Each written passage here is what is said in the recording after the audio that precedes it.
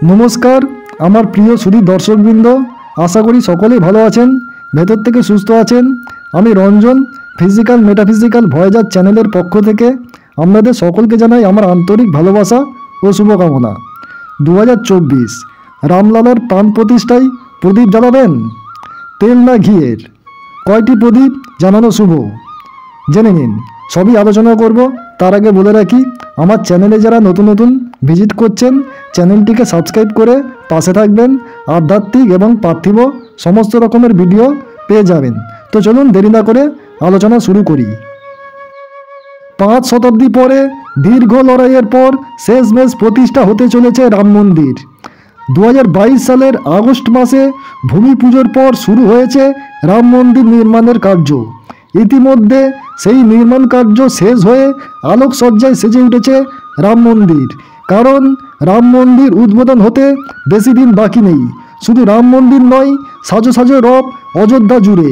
আর এই খুশির মুহূর্তেই সকল দেশবাসীকে অকাল দীপাবলি পালনের আর্জি জানিয়েছেন প্রধানমন্ত্রী নরেন্দ্র মোদী। কিভাবে পালন করবেন সেই দীপাবলি আসুন জেনে নিই। জ্যোতিষশাস্ত্রে এদিন প্রদীপ জ্বালানোর কি গুরুত্ব রয়েছে জেনে নিন।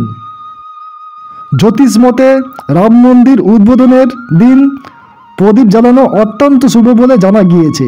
কারণ জানা গিয়েছে প্রচলিত বিশ্বাস অনুযায়ী বিজয় দশমীর দিন রামচন্দ্র বধ করেছিলেন রাবণকে।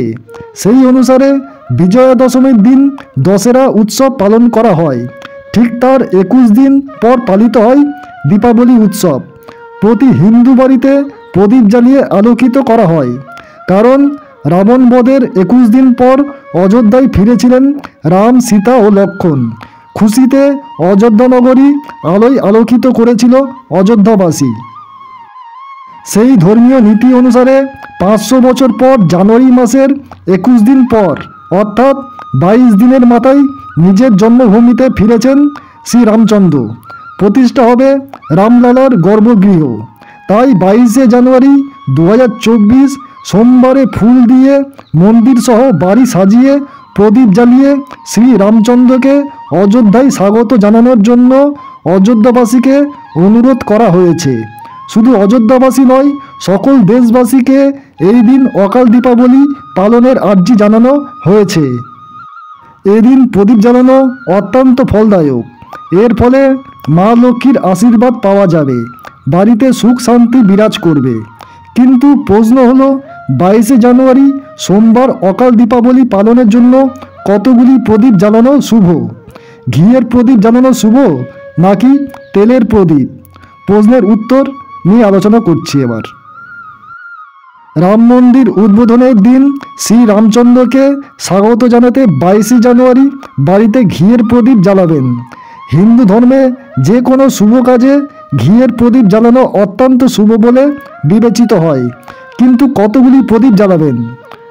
108 বা 111টি প্রদীপ প্রজ্বলিত করবেন। তবে সম্ভব যদি না হয় 5টি প্রদীপ, একটি প্রদীপ 100 বছরের প্রতিরূপ হিসেবে জ্বালাতে পারেন। শুভ কাজের দিন হিসেবে বেছে নিতে পারেন রাম মন্দির উদ্বোধনের দিন। রয়েছে বিশেষ বিশেষ যোগ। সূর্যের উত্তরায়ণ চলবে এই সময়।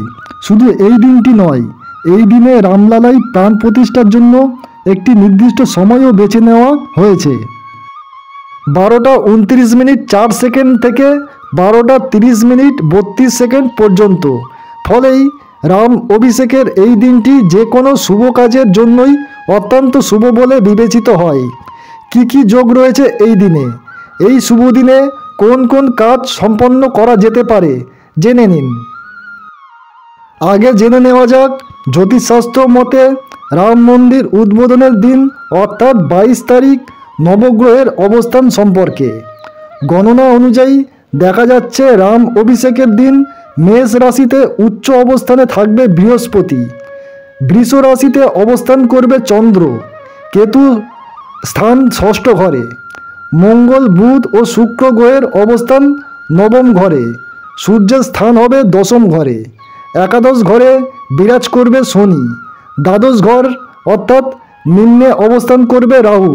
ফলেই শুভ কাজের জন্য কোনো দিন যদি না খুঁজে পান তাহলে এই দিনটি বেছে নিতে পারেন। যে কোনো শুভ কাজে এই দিনটি দারুণ ফল দেবে। আসুন এবার জেনে নেওয়া যাক 22শে জানুয়ারি কি কি শুভযোগ সৃষ্টি হবে। রাম অভিষেকের দিন সৃষ্টি হবে অভিজিৎ মুহূর্তের, থাকবে ইন্দ্রযোগ। এছাড়াও সর্বাত্ম সিদ্ধি এবং অমৃত যোগ রয়েছে 22 তারিখে। রাশি হবে মেষ রাশি এবং নক্ষত্র থাকবে মৃগশিরা। মূলত 2024 সালের এই 22শে জানুয়ারি দিনটি যদি সন্তান জন্ম দেওয়ার জন্য বেছে নেন তাহলে ভূমিষ্ঠ সন্তানের জীবন অত্যন্ত অনুকূল হবে, ভবিষ্যৎ উজ্জ্বল হবে। সেই সন্তান আজীবন সুখী থাকতে পারবেন, পাশাপাশি সমাজের একজন অন্যতম ব্যক্তি হয়ে ওঠার সম্ভাবনা রয়েছে। এছাড়াও এই দিনে যদি জন্মগ্রহণ করেন তাহলে সেই ব্যক্তি আইনজীবী বা জ্ঞানী দার্শনিক হয়ে উঠতে পারেন।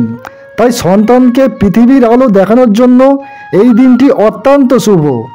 শুধু সন্তান জন্ম দেওয়া নয়, শুভ কাজ সারতে পারেন, যেমন নতুন ব্যবসা ওপেনিং, বাড়িতে নতুন দেবদেবীর মূর্তি প্রতিষ্ঠা, কোনো পুজো অর্চনার অনুষ্ঠান বা অন্যান্য শুভ কাজের জন্য রাম মন্দির উদ্বোধনের দিনটিকে বেছে নিতে পারেন।